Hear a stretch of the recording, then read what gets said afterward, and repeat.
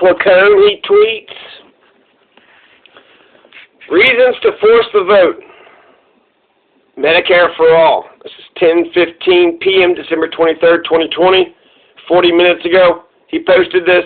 Reasons to not force the vote. AOC might run for president someday, and this would hurt that somehow. Seriously, apparently. Jimmy Dore yells, we might miss out on the amazing speakership of Nancy Pelosi. And, of course, there's the contrarians who can't come unless they're being contrarian. Ron Placone, everybody. All right, so this is Fiorella Isabella and the dive with Jackson Hinkle. She's the Convo couch, and he's the dive with Jackson Hinkle. And this is an interesting conversation. I'm just going to randomly go through it because I think that'll be more interesting, and we'll see how that goes. What's going on right now within the left and progressive circles surrounding the Jimmy Dore AOC debate. We've been covering it and following it extensively here on our channel, and the Convo Couch has been as well. So, I don't know, maybe you could just start off by giving a broad take on what you think has kind of unfolded over the past week, how you see it, how you see Jimmy Dore's call for a Medicare for all vote, and whether or not you think he's in the right or should be pushing more, or I don't know, just whatever you want to talk about. I'm here for it. So I mean, I think what Jimmy was pushing initially, I think it's a good idea. I initially was like, God, why do we still have to even mention the Democratic Party, and why Pelosi, progressive shouldn't vote for her, period. Fiorella Isabella, everybody. Is my take on that. I think, voting for Pelosi at this point is just, it's unacceptable. The Convo couch. However, I think Dore came at it from the point of, well, they're likely going to vote for her anyway, so why don't we push them to withhold their vote until she brings it up to a floor vote. And I thought that was genius because it really would put people on display. You can talk about co-sponsors like Harris and Cory Booker had co-sponsored the Medicare for All, but when it came time to actually push it when it was a presidential run, they completely backed out of it. So the co-sponsoring isn't really a big deal, and that's what AOC alluded to. So I thought that was a cop-out, you can see the co-sponsor list. I think what's more telling is to see somebody who is a comedian, right, and who a lot of people, for some reason, because he is this comedian that, has a certain rhetoric where he curses and he gets angry, they use that as a reason to dismiss this idea. And that's a really big problem because it shouldn't matter who is saying it, but the idea behind it is what we should be looking at. And I feel like you should be able to separate that. I don't think you have to like Jimmy Dore to understand that this is a good idea. Can there be more done? Absolutely. But the fact is, nobody was bringing up anything like this before, and I think it's a personal thing. People are taking it personally. David Serrata's comments were extremely condescending about how performative it was, and how it was just very angry rants, and then everybody else began echoing that sentiment in that contingent, right? The Sam Cedar type of folks who believe that, in reforming the party, so to speak. And they really were focused on Jimmy Dore versus AOC instead of wait a minute, I said, if this is Kamala Harris or if this is any other person that would not be sticking up against Pelosi, would you guys give her a pass? I mean, it just felt like AOC is being protected for her personality, and Jimmy Dore being vilified for his personality more than the substance of bringing that to a floor vote. And, we can talk about the arguments of for or against it, but I haven't heard any, decent arguments to say, no, this will hurt us, because that's what people have been saying. But I'm where are you getting that? If anything, it would pressure them to be shamed to say no to you during a pandemic. And if they're fake about it, knowing that it won't pass in the Senate, you still have that to say, well, you did this. Were you not being serious then? It's a pandemic. When are we going to get a better chance to have a push for this? It's not in a pandemic. No, I totally agree with all of that, and especially your comments regarding like the personal attacks on Jimmy. And everyone on my channel knows that I watched. So she's going to say later on, Fiorella Isabella is going to say later on that they're trying to say that it's being idealistic to push for Medicare for all. It's actually being idealistic to think that you could just sit on your hands and that the Democrats in the U.S. Congress will actually do something for you. That's more idealistic. You're going to sit on your hands, you ain't going to do shit, just let them do whatever they want to do, and hopefully it all works out.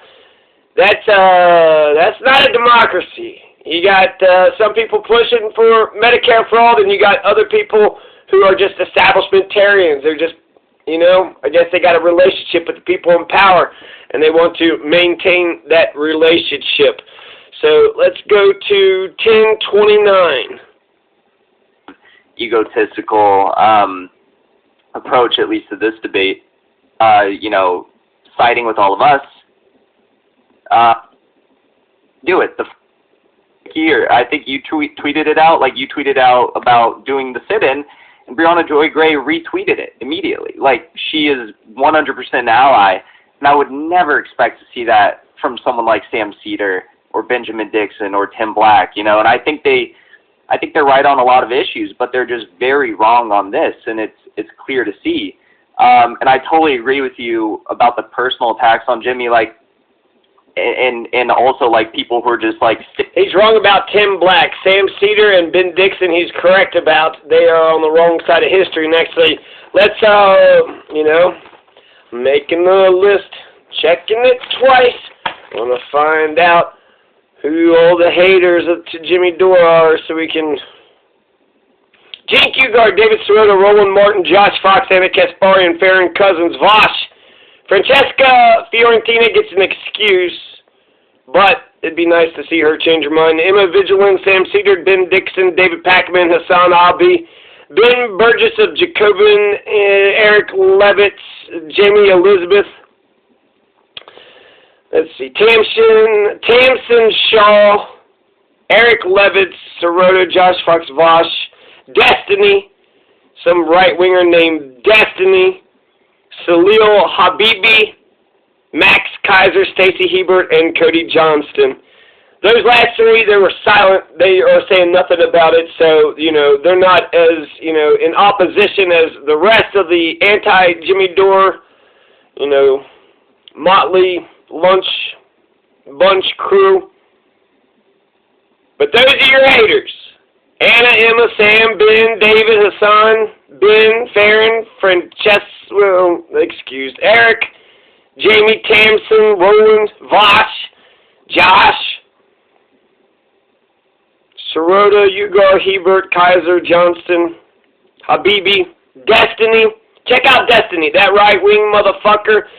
It's crazy how right-wing, low-life pieces of shit that's trying to destroy the left and the Democrats and everybody else that's not as right-wing as far as Destiny is saying the exact same shit as David Sirota, Gene Qgard, Anna Kaspar, and Emma Vigilant.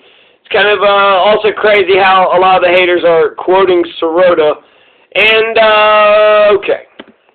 Sticking up for AOC because she's AOC. Right before I came on stream, a random person messaged me on Instagram and was like, this leftist infighting is gonna eat you all alive or something. And I'm like, if she's not being a leftist, then she's not one of us, and she deserves criticism. Like, Medicare for all should be like the most fundamental basic policy for someone like AOC to support and fight for, and she's not. So yes, of course, she should be criticized. She should be attacked and held accountable for not doing this. And I think if you would ask her, back in 2018, she feels as though a politician should be held accountable for not pushing for Medicare for all, she would have said yes, of course. But she's changed. Blah, blah, blah, blah, blah, blah, blah. I'm not here to see you. I'm here to see Fiorella. That he should. Fiorella. It was the first step in pushing that out there and getting the word out and getting people to call people. But I think it's going to take some sort of occupation to get all these things that we need done. And I think it would be a great idea to combine forces on this effort. And, you know, I think if people come to him with, like, hey, like, we're doing...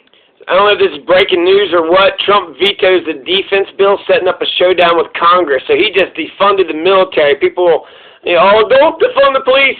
Donald Trump just defunded the military, just like he shut the government down, 2 years ago?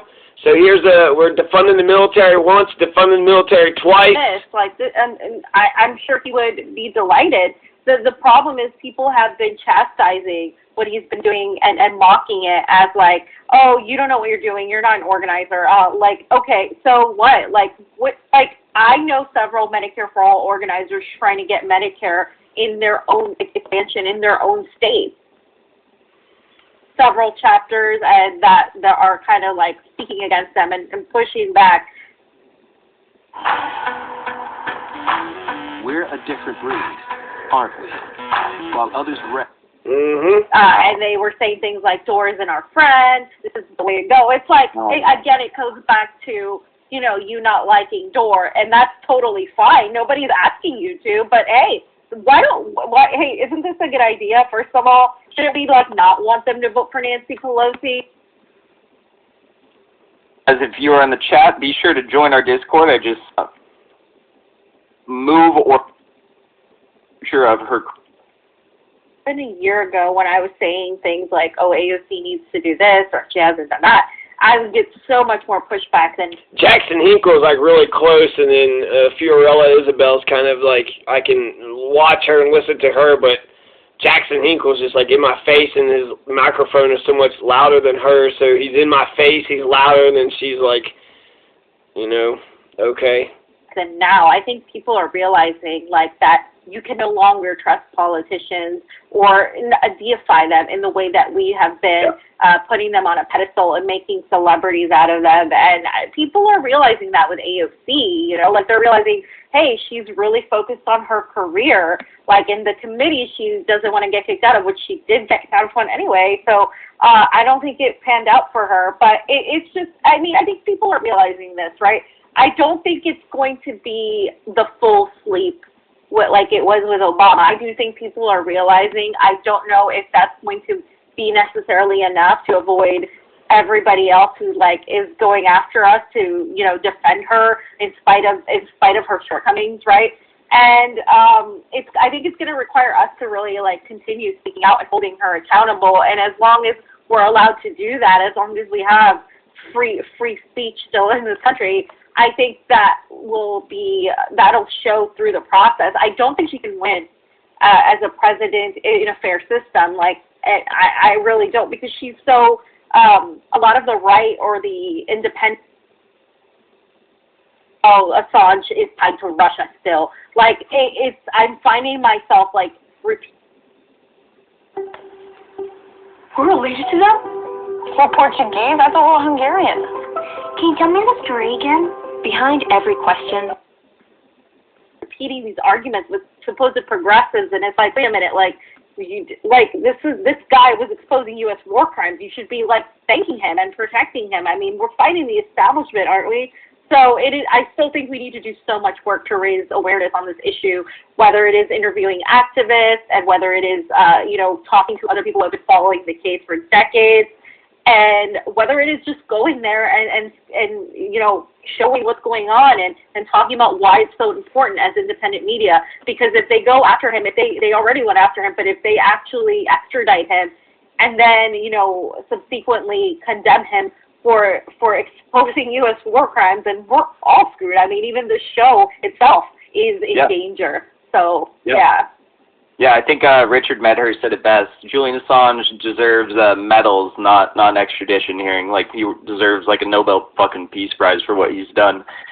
Yeah, to put it mildly, huh? So, Donald Trump vetoed the National Defense Authorization Act, the NDAA, and he cited the lawmakers' refusal to repeal online liability protections. So no more liability protections online. They won't repeal it. And then 230, That's known as Section 230, and a provision, that would force the renaming of military bases that honor Confederate leaders, among other gripes. Okay, so right before he goes, we're going to shut the military down to make sure the military bases are named after the racist Confederate KKK.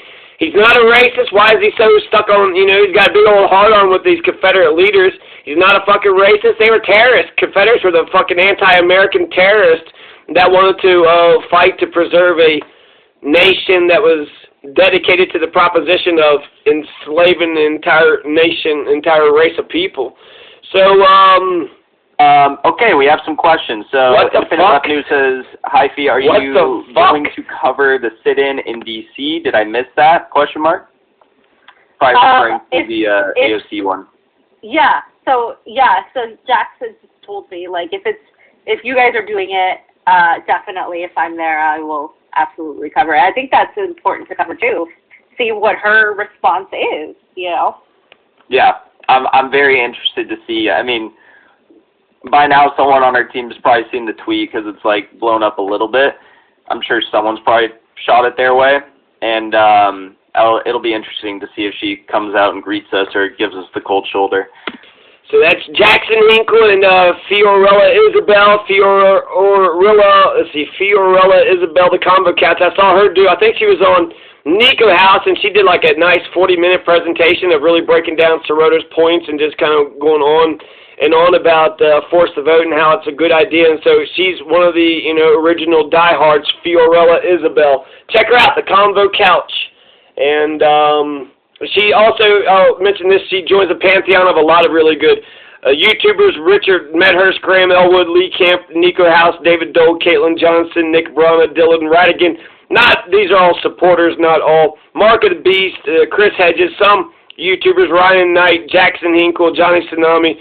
So, yeah, Fiorella Isabel, joins with Richard Wolf, Justin Jackson, Jesse Ventura, Nina Turner, Brianna Joy Gray, Tim Black, Nico House, Cornell West, Crystal Ball, Aaron Mate, Max Blumenthal, the Vanguard, Zach and Gavin, Lady from Russia Today, Johnny Tsunami, Susan Sarandon. So, yeah, Fiorella Isabel is a fucking badass. The Convo Couch. Check her out. Force the vote. Peace.